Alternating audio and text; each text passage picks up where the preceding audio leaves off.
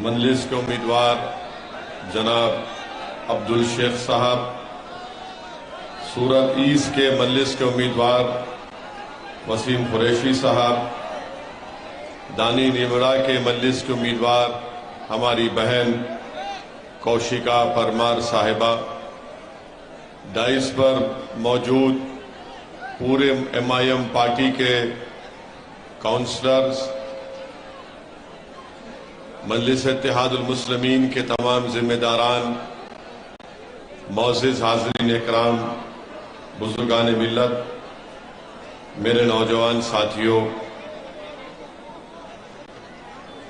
الحمدللہ آپ تمام لوگ اتنی بڑی تعداد میں باپو نگر ویدھان سبھا میں مجلس کے اس ریلی میں شرکت کی۔ میں آپ کا شکریہ ادا کرنا چاہوں گا کہ آپ نے مجلس سے اپنی بے لوث محبت کا اظہار اس جلسے کو، اس ریلی کو کامیاب کر کے آپ کی موجودگی سے دیا، اور مجھے یقین ہے کہ انشاءاللہ تعالی جو محبت اور جو جذبے کا اظہار آج آپ یہاں پر کر رہے ہیں، انشاءاللہ تعالی وہ ویدھان سبھا کے چناؤ میں باپو نگر میں آپ ایک نئی تاریخ کو لکھیں گے اپنے اتحاد سے، اپنی محبت سے، اور مجھے پورا یقین ہے کہ آپ نہ صرف اپنے دعاؤں سے، اپنی محبتوں سے شبو بھائی کو نوازیں گے، بلکہ آپ لوگ متحدہ طور پر باپو نگر ویدھان سبھا کی ترقی کے لیے،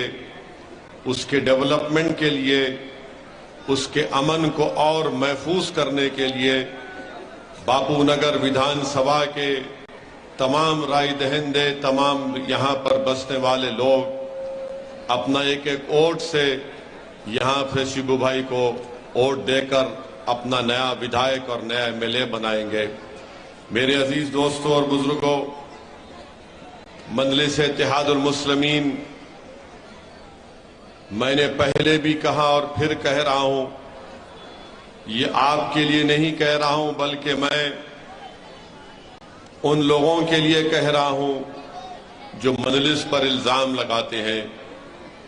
مجلس کسی مذہب کے خلاف تھی، نہ کبھی رہے گی انشاءاللہ تعالی۔ مجلس کا ایک ہی پیغام ہے کہ ہم بھارت کی راجنیتی میں اپنا حصہ چاہتے ہیں۔ ہم بھارت کی راجنیتی میں ہمارا ماننا یہ ہے کہ جب تک کمزوروں کو، مظلوموں کو، غریبوں کو، دلتوں کو، آدیواسیوں کو اور السنکھیک سماج کے مسلمانوں کو ان کا جائز مقام نہیں ملے گا، ہم اپنے آپ کو جواب نہیں دے سکتے، نہ ہم سے انصاف ہوگا، نہ ہم جس علاقے میں اور بستیوں میں رہتی ہیں اس کا وکاس ہوگا یا ڈیولپمنٹ ہوگا۔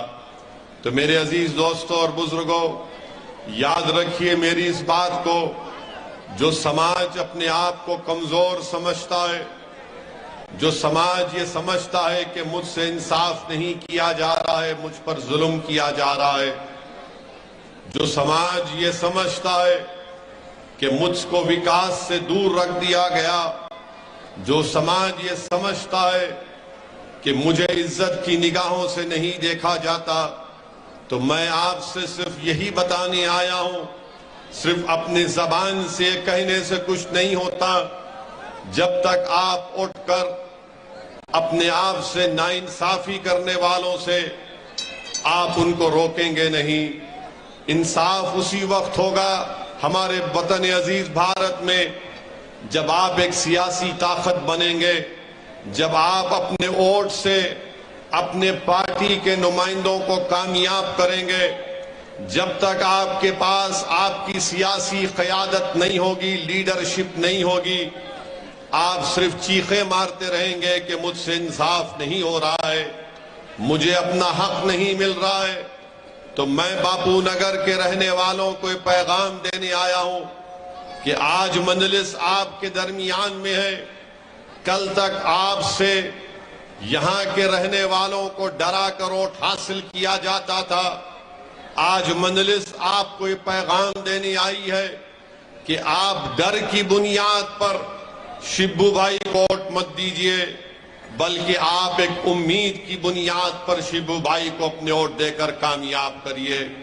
میں آپ کو پیغام دینے آیا ہوں کہ آپ خوف کی بنیاد پر آپ مجلس کا ساتھ مت دیجئے، مجبوری کی بنیاد پر آپ مجلس کا ساتھ مت دیجئے، بلکہ میں آپ کو بتانے آیا ہوں کہ انشاءاللہ تعالی گجرات کی راجنیتی میں مجلس ایک نئی تاریخ رقم کرے گی.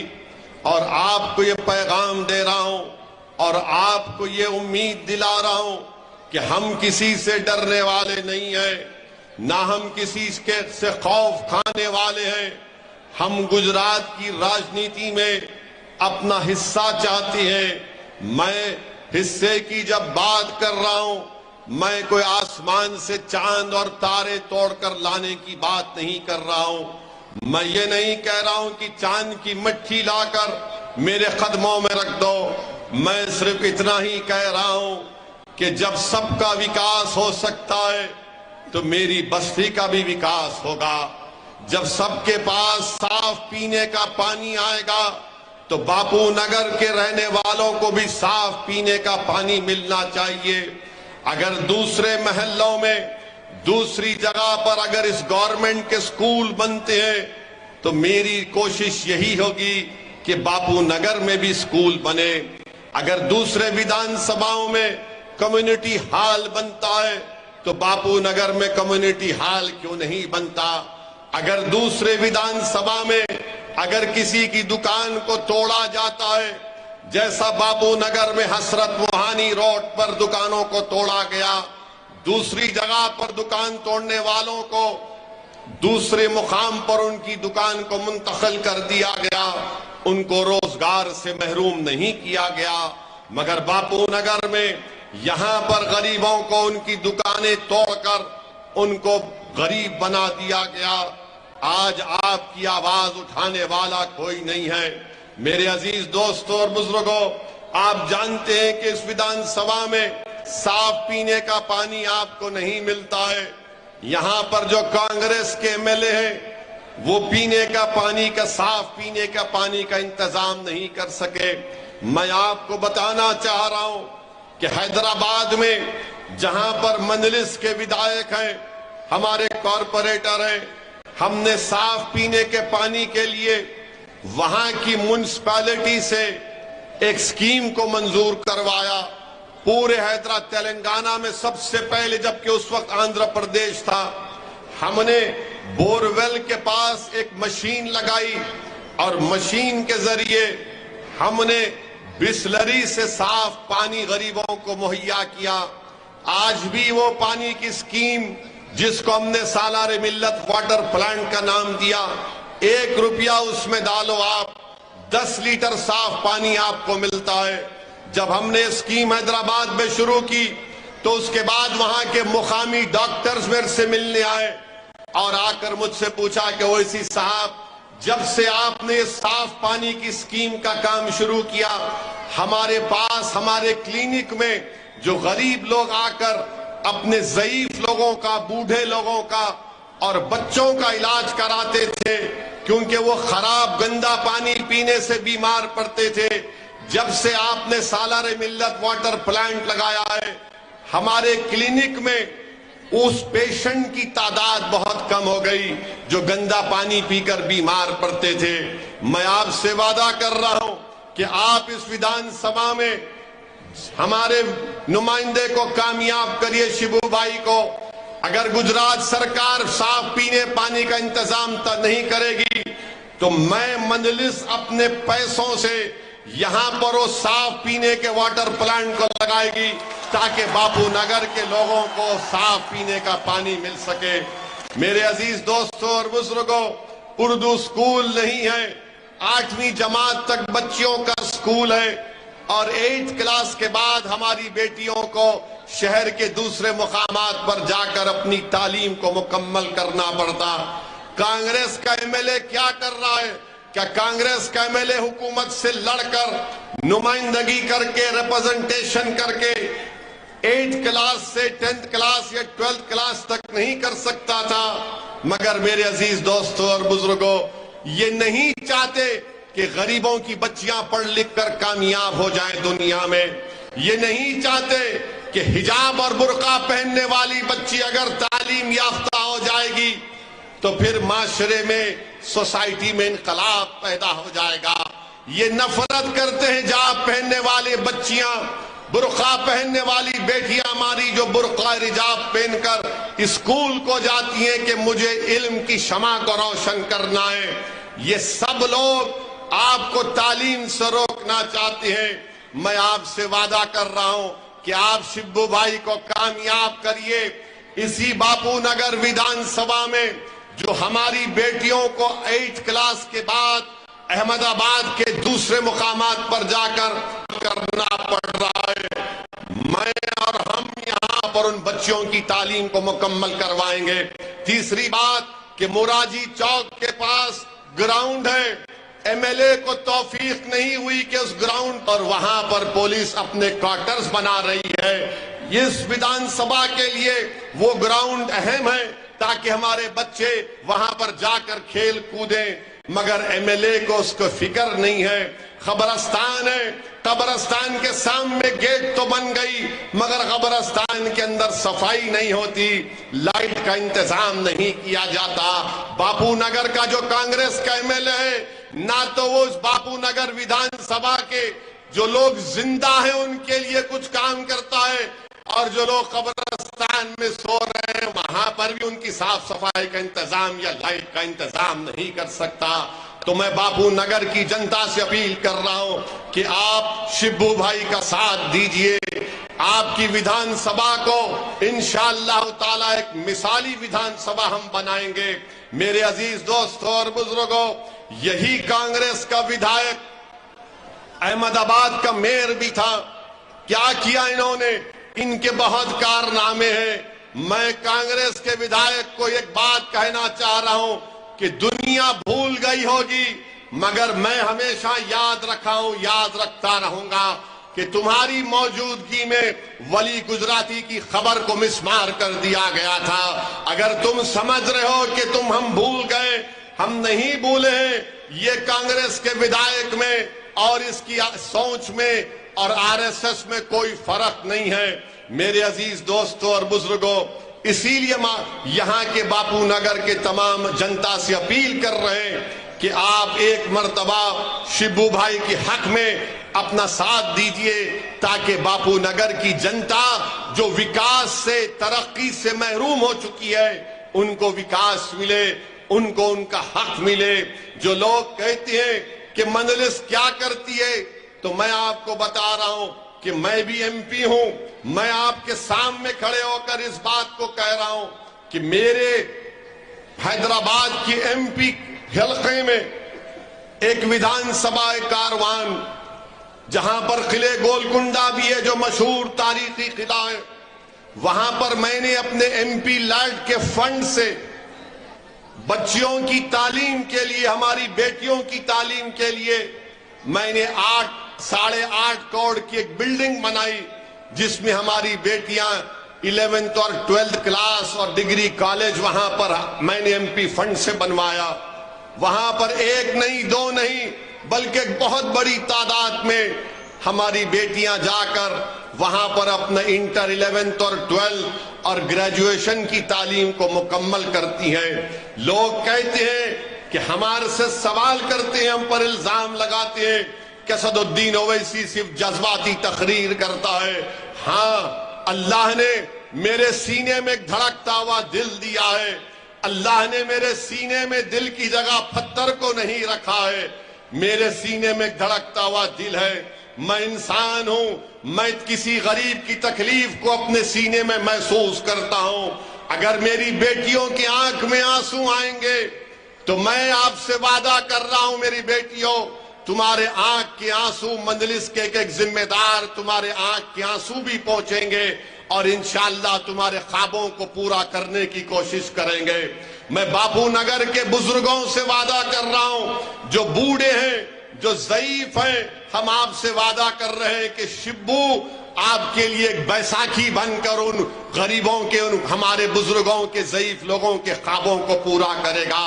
میں باپو نگر کے نوجوانوں سے وعدہ کر رہا ہوں کہ نوجوانوں، اگر تمہارے دل و دماغ میں نا امیدی پیدا ہو چکی ہے، فرسٹریشن پیدا ہو چکا ہے، تو میں آپ سے وعدہ کر رہا ہوں باپو نگر کے نوجوانوں، یہ شبو تمہاری امید بنے گا، یہ شبو تم کو دنیا میں ایک نئی راہ دکھائے گا، وہ کبھی تم نوجوانوں کے دلوں میں نا امیدی کو پیدا ہونے نہیں دے گا۔ میرے عزیز دوستوں اور بزرگوں، یہ باپو نگر کے ڈیولپمنٹ کا یہ پلان، یہ مجلس پارٹی کا ہے۔ میں باپو نگر کے تمام ذمہ داروں سے اپیل کر رہا ہوں کہ آپ مجلس کو موقع دیجئے۔ کانگریس کا ودھائک بالکل ناکام ثابت ہوا ہے آپ کے مسائل کو حل کرنے کے لیے۔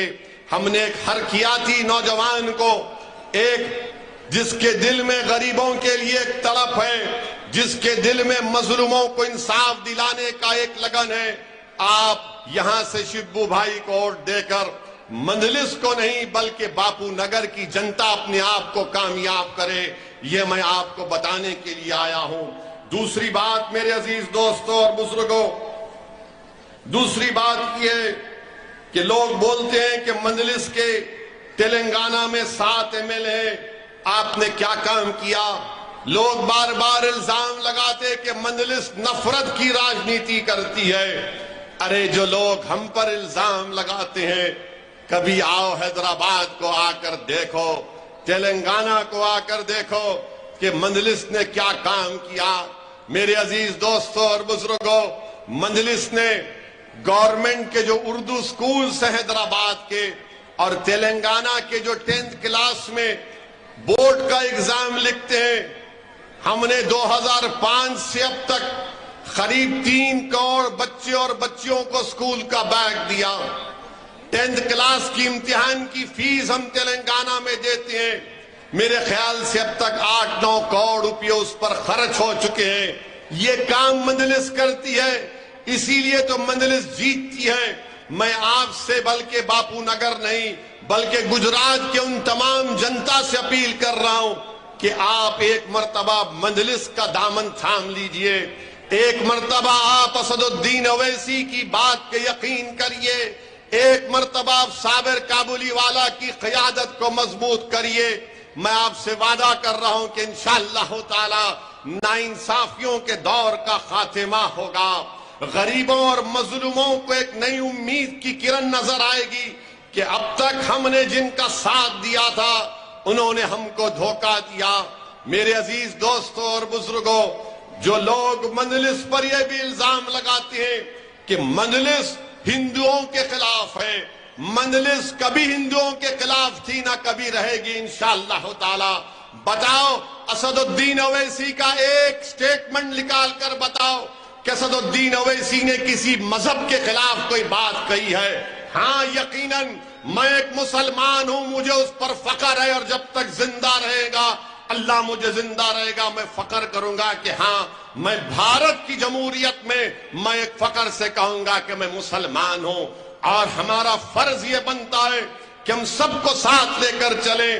لوگ الزام مجھ پر لگاتے ہیں، الزام لگانے والوں، تمہارے پاس سچائی نہیں ہے۔ سچائی یہ ہے کہ حیدرآباد، میرے حیدرآباد کے پارلیمنٹ کی کانسٹیٹنسی میں ایک علاقہ ہے لال دروازہ، وہاں پر ایک مشہور مندر ہے۔ اس مندر کے پجاری کو جب کووڈ ہو گیا تھا تو اس پجاری کے ذمہ داروں نے مجھ سے صبح 2 بجے فون کر کے کہا کہ اویسی صاحب، پجاری جی کو کووڈ ہو گیا ہے، سانس لینے میں مشکل ہو رہی ہے، اسپتال میں کوئی بیڈ نہیں مل رہا۔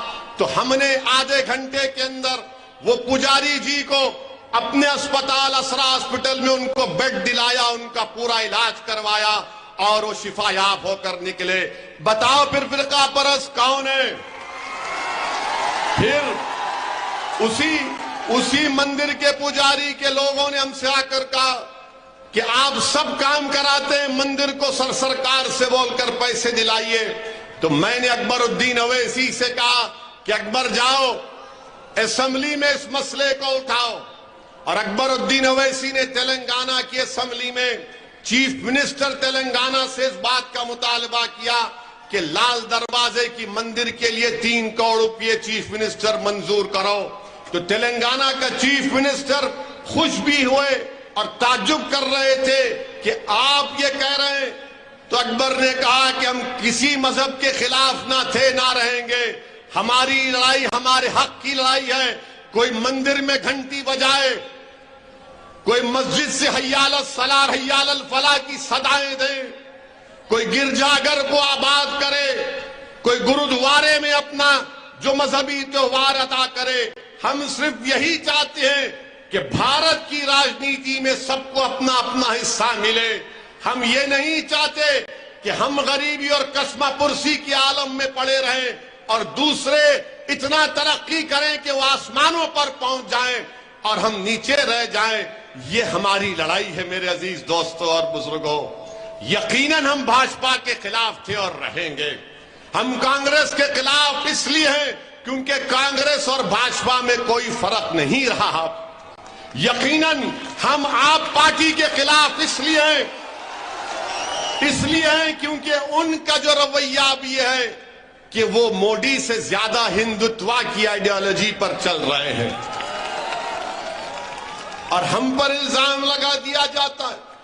کانگریس اور آپ پارٹی کہتی ہے کہ اویسی بی جے پی کا بی ٹیم ہے، اور بی جے پی یہ کہتی ہے کہ اویسی ملک کے خلاف ہے۔ مانے یہ لوگ ہم کو بی ٹیم کانگریس اور آپ اور بی جے پی کہتی ہے کہ اویسی نیا جنہ ہے۔ جنہ کدھر ہے مجھے نہیں معلوم، جنہ کدھر گیا مجھے نہیں معلوم۔ میں تو ان لوگوں کی اولاد ہوں جنہوں نے جنہ کے پیغام کو ٹھکرایا اور بھارت کو مانا۔ میں تو ان لوگوں کی اولاد ہوں جنہوں نے پاکستان کو پاک نہیں مانا، بھارت کو پاک اس لیے مانا کیونکہ خواجہ اجمیری کی سرزمین ہے۔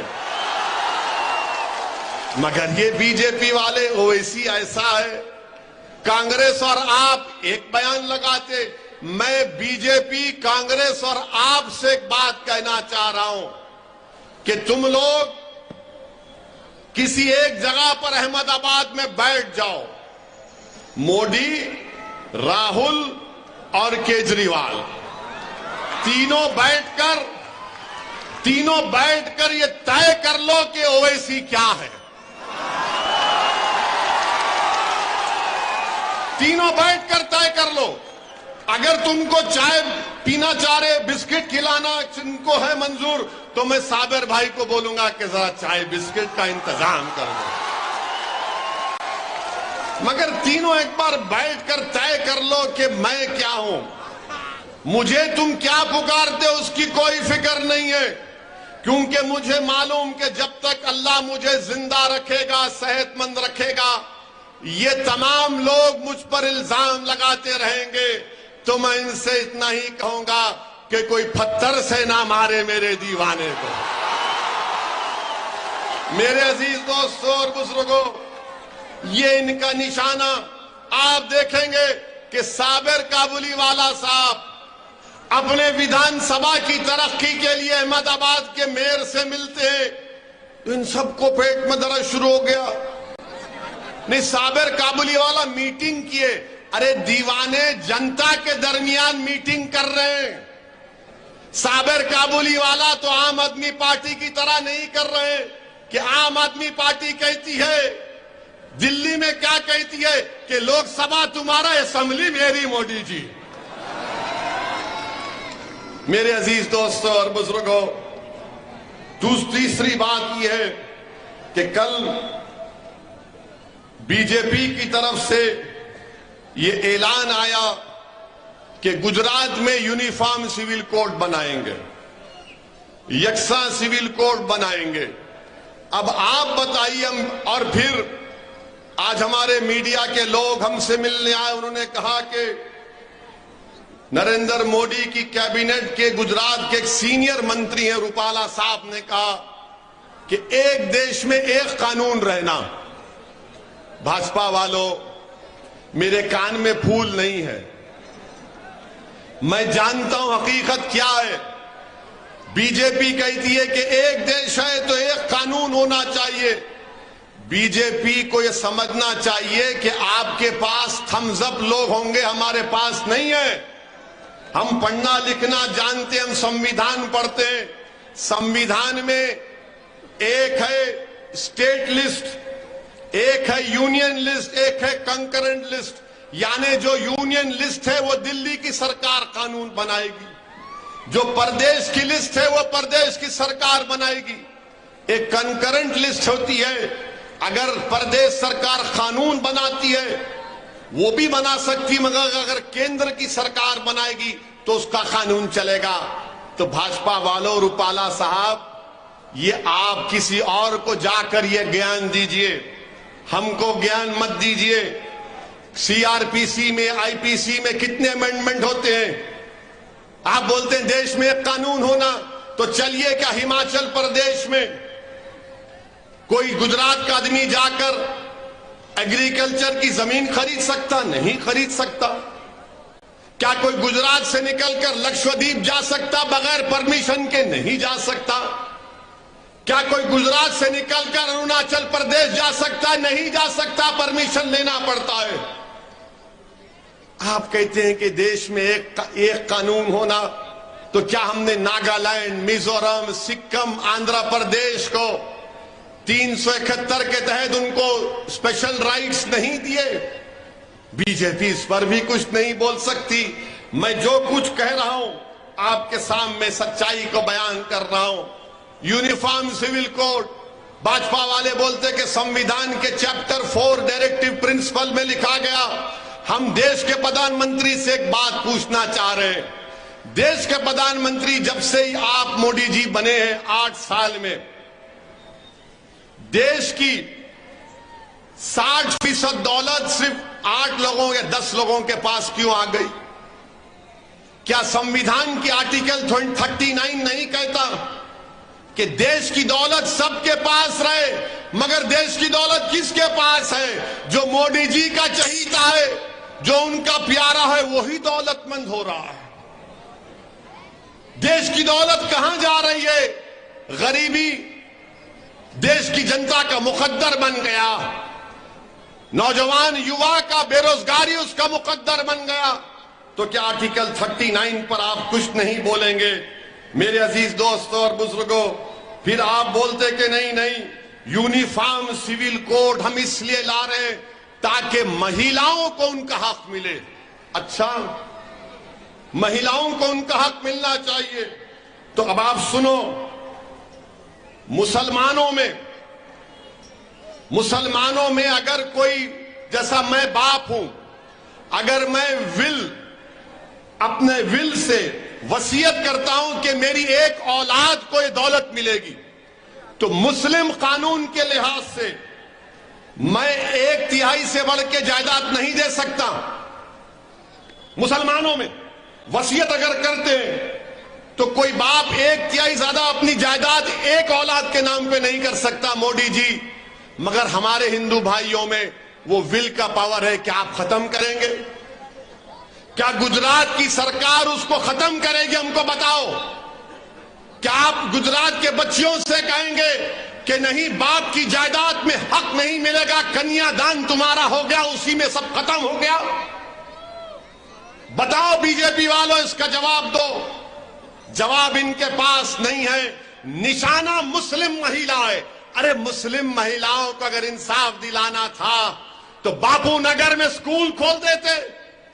बापू नगर में हमारी बच्चियों को 1 क्लास के बाद शहर के दूसरे कोने में जाना पड़ता। मगर निशाना क्या है आप जानते हैं। और हिंदू ज्वाइंट फैमिली में इनकम टैक्स का रिबेट मिलता, मुसलमानों को क्यों नहीं मिलता? मोदी जी, हमको भी दो, हम भी इनकम टैक्स कम पे करेंगे। मगर उस पर बात नहीं करेंगे। अब आप की बात करते हैं मुस्लिम महिलाओं को इंसाफ मिलना चाहिए।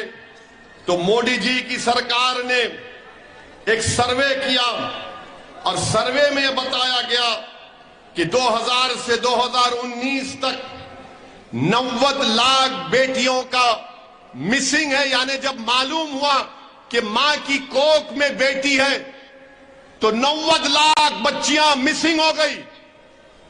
اس کو انگریزی میں کہتے ہیں فیمیل انفینٹیسائیڈ.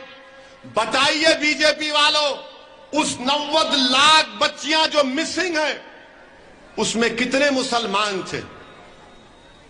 لوگ بولتے ہیں کہ میں بھڑکاؤ بھاشن دیتا ہوں. نہیں، یہ فیکٹ ہے.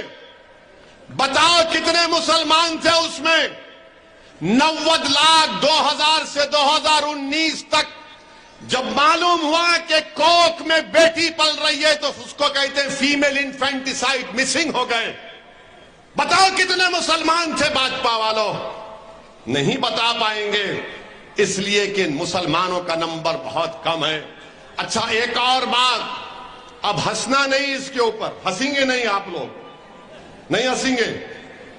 اب سنو، آپ نہ شرمانا. نیشنل فیملی ہیلتھ سروے، اس نے سروے میں یہ کیا کہ کتنے مرد لوگ، میں ہماری بہنوں سے معذرت چاہتا ہوں، ان کی موجودگی میں کہہ رہا ہوں، مگر یہ ڈیٹا ہے، کتنے مرد شادی کے باہر تعلقات پیدا کرتے ہیں. یعنی گھر میں بیوی ہے مگر دوسری عورت سے تعلقات پیدا کرتے ہیں شادی کے باہر، جس کو انگریزی میں بولتے لیو ان ریلیشن شپ. گجراتی میں کیا بولتے؟ میتری. ہاں، وہ ہے نہیں معلوم، مگر یہ ڈیٹا ہے. اب اس میں کیا کہا گیا کہ ہمارے ہندو بھائی 2.2 مین نمبر ان کے پاس پارٹنر تھے. سکھ اور کرسچین 1.9، بدھسٹ اور مسلمان 1.7، جین میں سب سے کم تھے 1.1. اب کیا کریں گے اس کا؟ آپ بولو کیا کریں گے بی جے پی کی سرکار؟ اچھا، جو سیکشول تعلقات پیدا کرتے، جس کو اردو میں بولتے جمع، انگلش میں بولتے انٹر کورس، کون اپنی بیوی کو رکھتے ہوئے کسی اور کے ساتھ ایسے چیزیں کرتا ہے؟ اس کا بھی ڈیٹا ہے، اور اس میں مسلمان خالی 2.6 ہے. بی جے پی والوں، آپ بولو پھر اس کا کیا جواب دیں گے؟ یونیفارم سول کوڈ، یعنی ہر مرض کی دوا یونیفارم سول کوڈ. اب اس کا کیا جواب دیں گے؟ اچھا، پھر بولتے نہیں، یونیفارم سول کوڈ لانا اس لیے ضروری ہے کہ مسلمان بہت شادیاں کرتے ہیں. موڈی جی، ہم ایک کر کے پریشان ہیں.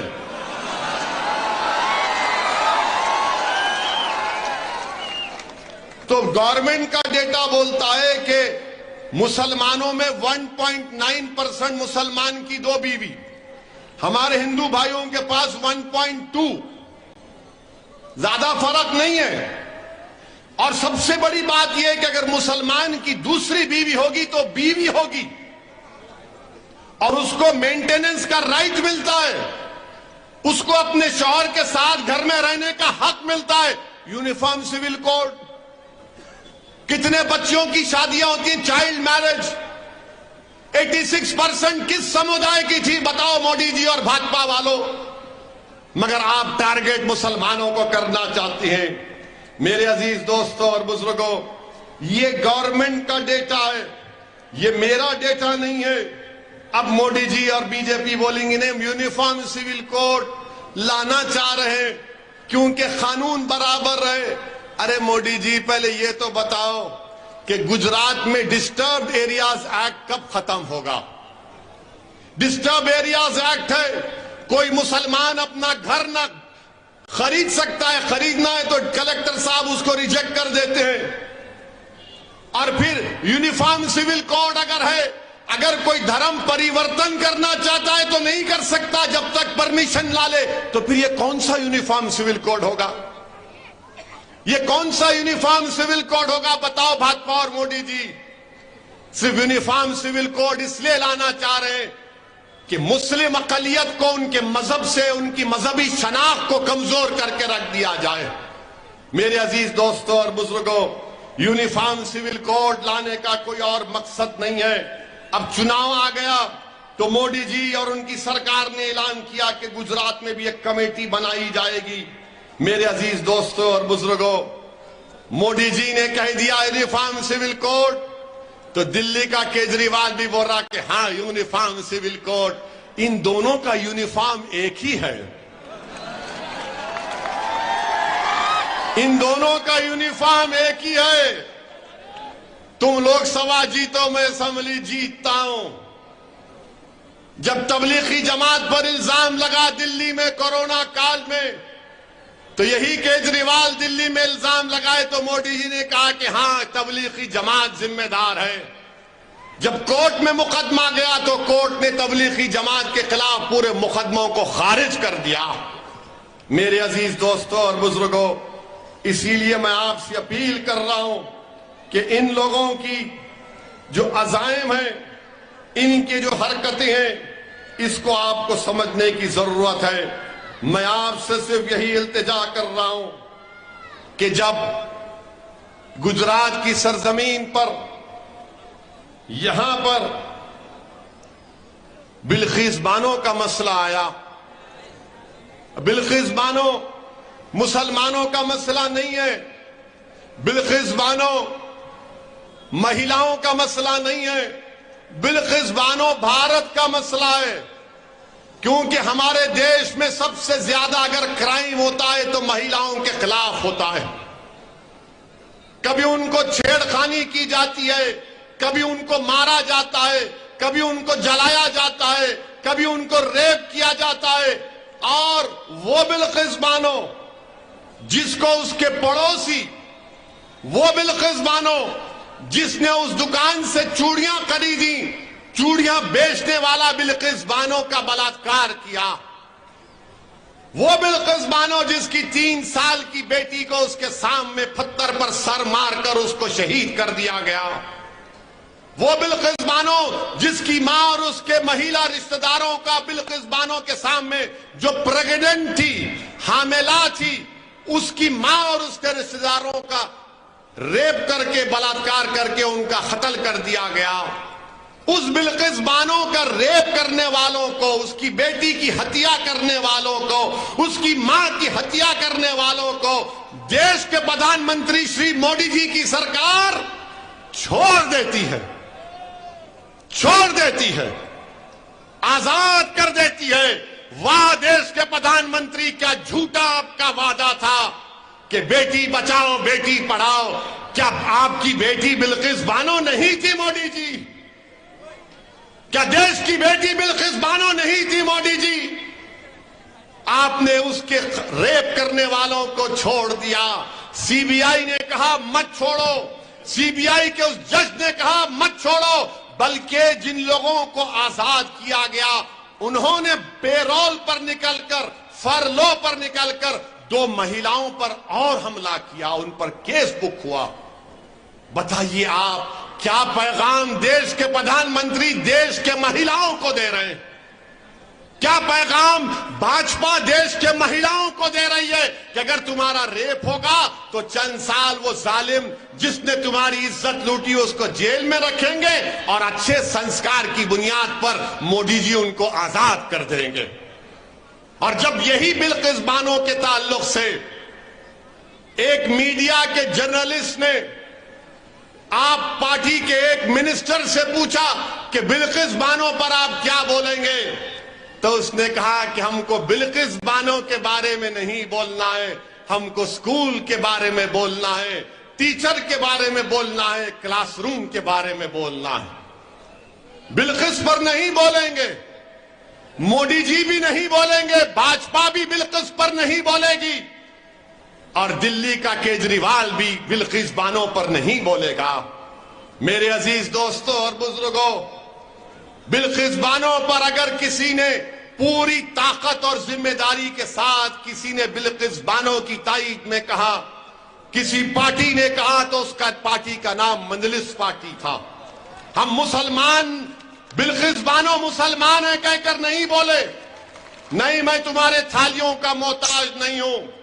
میں تم کو ایک پیغام دینا چاہ رہا ہوں باپو نگر کی جنتا کو کہ بلقیس تمہاری بھی بہن ہے، تمہاری بھی بیٹی ہے، بلقیس کی مرنے والی بیٹی تمہاری بھتیجی بھی ہو سکتی ہے، تمہاری بھانجی بھی ہو سکتی ہے۔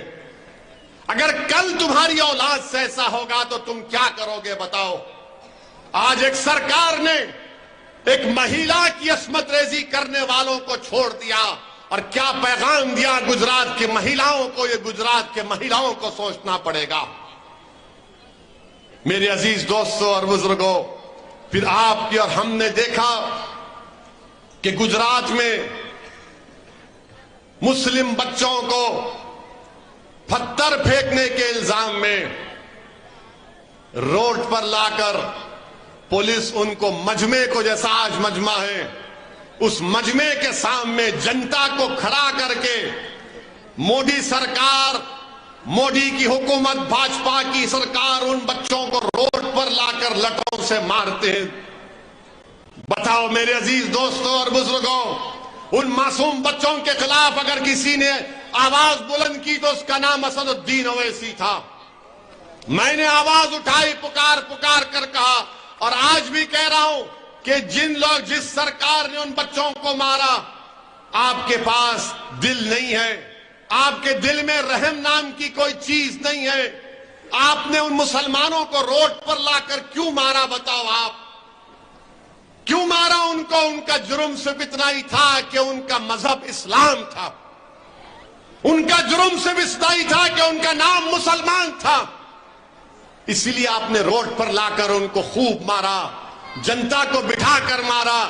ارے مجھے تکلیف اس بات کی ہے کہ پولیس نے مارا، سرکار نے کہا پولیس کو مارنے کے لیے، مجھے تکلیف اس بات کی ہے کہ جنتا جو کھڑی ہوئی تھی، اس جنتا تھالیاں مار رہی تھی جب ان بچوں کو لٹوں سے مارا جا رہا تھا۔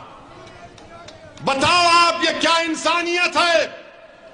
کتنا اندھیرا پھیل چکا ہے دلوں میں کہ بچوں کو روڈ پر لا کر جب مار رہا ہے تو کم سے کم اس جنتا میں سے اگر کوئی ایک آدمی یا ایک مہیلا اٹھ کر کہی تھی کہ ان کو جیل کو بھجاؤ، ان کو مارو مت۔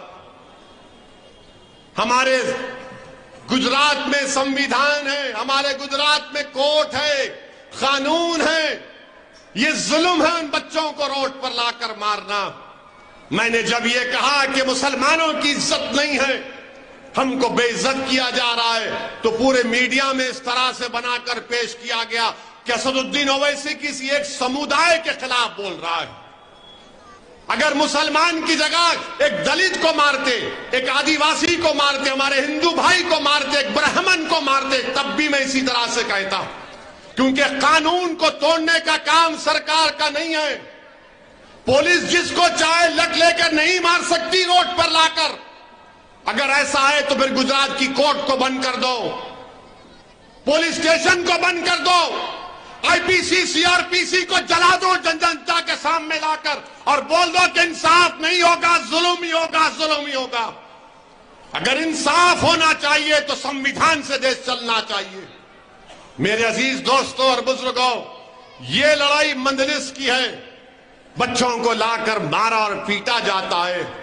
میرے عزیز دوستوں اور بزرگوں، اب آپ سے اپیل کر رہا ہوں کہ بلقیس بانو کا مسئلہ، اس کے خلاف ہم نے آواز اٹھائی، بچوں کو مارا ہم نے آواز اٹھائی۔ آپ تمام نے کہا کہ ہاں اویسی نے آواز اٹھائی، مگر میں آپ سے پوچھ رہا ہوں، میں باپو نگر کی جنتا سے پوچھ رہا ہوں، میں دانی لیمڑا کی جنتا سے پوچھ رہا ہوں، میں صابر کابلی والا صاحب کے ویدھان سبھا کی جنتا سے سوال کر رہا ہوں، میں سورت کی جنتا سے سوال کر رہا ہوں، جو لوگ خاموش بیٹھ گئے جب بلقیس کے قاتلوں کو چھوڑا گیا، جنہوں نے خاموشی اختیار کی اور جس نے بلقیس کے حق کے لیے کھڑا ہوا، جس نے بچوں کو لاٹھی سے ماری، جس نے ان کی تکلیف کو اپنے سینے میں محسوس کی، ان کو مارنا یہ دیکھا کہ یہ میری اولاد کو مار رہے ہیں۔ اب آپ کو فیصلہ کرنا ہے کہ کیا آپ مجھے سزا دیں گے یا مجھے انعام دیں گے۔ یہ آپ کو طے کرنا ہے کہ کیا آپ مجھے سزا دیں گے یا انعام دیں گے۔ میں آپ سے اپیل کر رہا ہوں کہ جو خاموش بیٹھ رہے ہیں آپ ان کو ووٹ دیتے آئیں، اب ان کو ووٹ مت دو۔ یاد رکھو جو آپ کی تکلیف کو دیکھ کر اپنی آنکھیں بند کر لیتے ہیں، جو مظلوموں کی تکلیف کو دیکھ کر ان کی زبانیں گونگی ہو جاتی ہیں، ان کی آنکھوں پہ پردہ پڑ جاتا ہے، اویسی آپ سے کہہ رہا ہے، آپ سے اپیل کر رہا ہے کہ اگر تم خاموش رہنے والی پارٹیوں کو ووٹ دو گے تو یاد رکھو خدا نہ خواستہ تم کو ہمیشہ کے لیے خاموش نہ کر دیں۔ تم اگر خاموش رہنے والوں کا ساتھ دو گے تو ظلم بڑھتا جائے گا۔ تم خاموش رہنے والے پارٹیوں کو ووٹ دو گے تو یاد رکھو تمہارے نوجوانوں کی زندگیوں کو برباد کر دیا جائے گا۔ تم اگر خاموش رہنے والوں کو ووٹ دو گے تو دلتوں کا، آدی واسیوں کا، مظلوموں کا، غریبوں کا ایکسپلائٹیشن چلتا رہے گا۔ بولنے والوں کا ساتھ دو، لڑنے والوں کا ساتھ دو، جو اس ظلم کے خلاف احتجاج بلند کرتے ہیں ان کا ساتھ دو۔ اب آپ کو طے کرنا ہے کہ آپ خاموش رہنے والوں کا ساتھ دیں گے یا غریبوں کی آواز، ان کی تکلیف کو سمجھنے والوں کا ساتھ دیں گے۔ بلقیس بانو گجرات کی بھی بیٹی ہے اور بھارت کی بھی بیٹی ہے۔ جن بچوں کو مارا گیا وہ ہر کسی کی اولاد ہے۔ میرے عزیز دوستوں اور بزرگوں، اسی لیے میں آپ سے اپیل کر رہا ہوں کہ یہ ویدھان سبھا کے چناؤ ہمارے لیے اہم ہے۔ اگر مجلس کے ودھائک جیت کر جائیں گے تو چاہے باپو نگر ہو یا صابر کابلی والا صاحب کی ویدھان سبھا ہو، یہ اگر ایم ایل اے بن کے جائیں گے انشاءاللہ تو گجرات کی ویدھان سبھا میں وہ غریبوں اور مظلوموں کی انصاف کی لڑائی لڑیں گے۔ ہم سے آج لوگ آ کر کہتے ہیں کہ 3 ہے، 3 کا کیا ہوگا؟ میں یہ کہتا ہوں کہ تم 3 کی کیوں بات کر رہے ہو؟ میں تو 3 کو 12 کرنے کی کوشش کر رہا ہوں۔ میں 3 کو 12 کرنے کی کوشش کر رہا ہوں، میرا ساتھ دو۔ مگر وہ لوگ بولتے نہیں 3 ہے۔ ارے 3 نہیں، 3 کو اور بڑھاؤ۔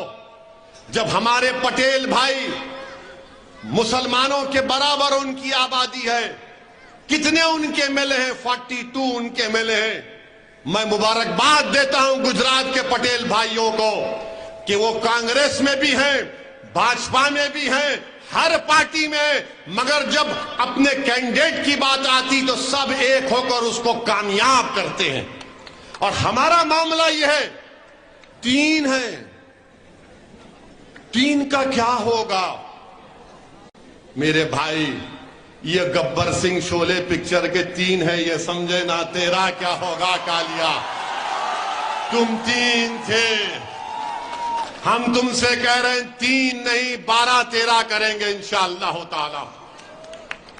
میرے نوجوانوں، تم خواب دیکھنا شروع کرو، تم اونچے خواب دیکھنا شروع کرو اور وہ خواب پورے ہوں گے انشاءاللہ تعالی۔ جو لوگ چھوٹے چھوٹے چیزوں کو دیکھتے ہیں ان کو کبھی اونچائیاں نصیب نہیں آتی۔ جو لوگ اونچا خواب دیکھتے ہیں اللہ ان کو اونچائی پر لے کر جاتا ہے۔ جو لوگ مایوس ہو کر بیٹھ جاتے مفلسی ان کا مقدر بن جاتا ہے۔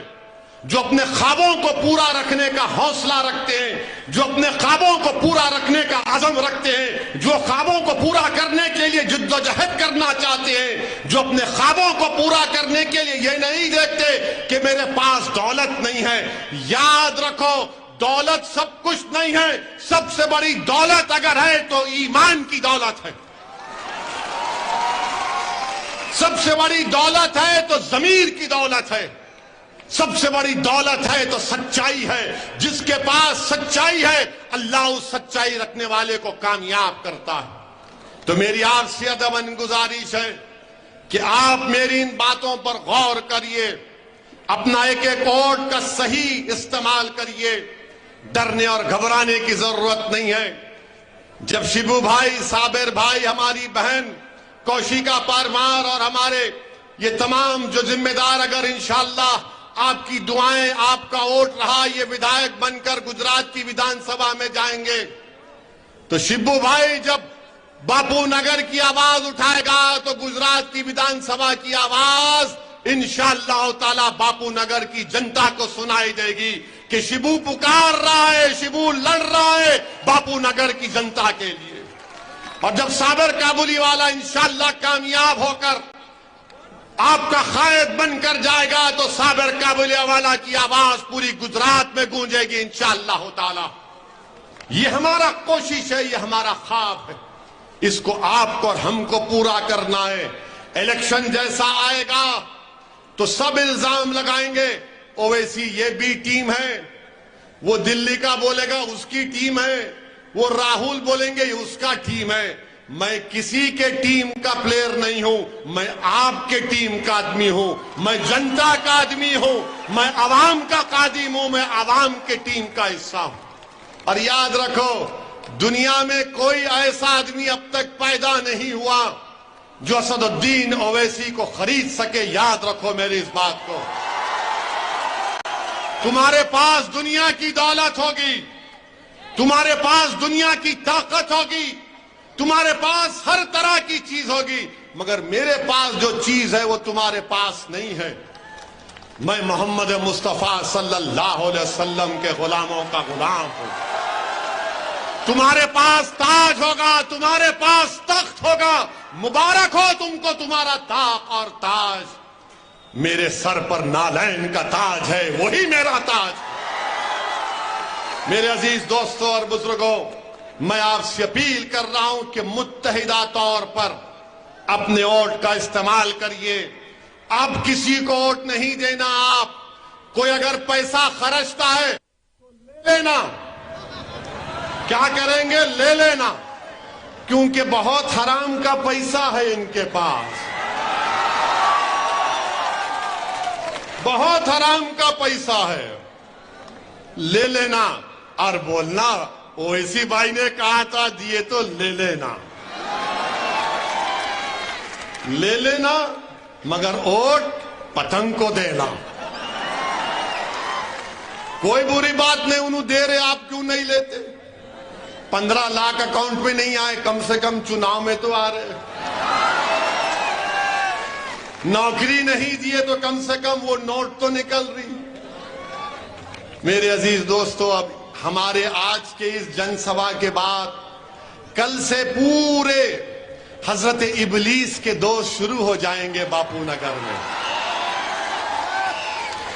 ابلیس کے لوگ شروع ہو جائیں گے. اس کی باتوں میں نہیں آنا، وہ جذباتی بات کرتا ہے. تم لوگ خوش ہو جائیں گے اس کو ووٹ نہیں دینا. سوچنا، اب نہیں سوچنا میرے بھائی، میری ماں اور بہنوں، اب نہیں سوچنا. میرے بزرگوں، اب نہیں سوچنا. اب مکمل یقین کے ساتھ آپ اس دیوانے کا ساتھ دو، پورے یقین کے ساتھ، پورے اعتماد کے ساتھ، کیونکہ آپ کی بھی کوئی آواز ہونا چاہیے، کوئی آپ کے دلوں میں چھپے ہوئے غم کو بیان کر سکے، کوئی تمہارے خوابوں کو پورا کرنے کی بات کر سکے، کوئی تمہارے نوجوان بچوں کو ہاتھ پکڑ کر حوصلہ دلا سکے کہ بیٹے مایوسی کو قریب آنے مت دے، حوصلہ رکھ. میرے عزیز دوستوں، میری عزتدار ماں اور بہنوں، یہی چند گزارشات مجھے آپ تک پہنچانا تھا.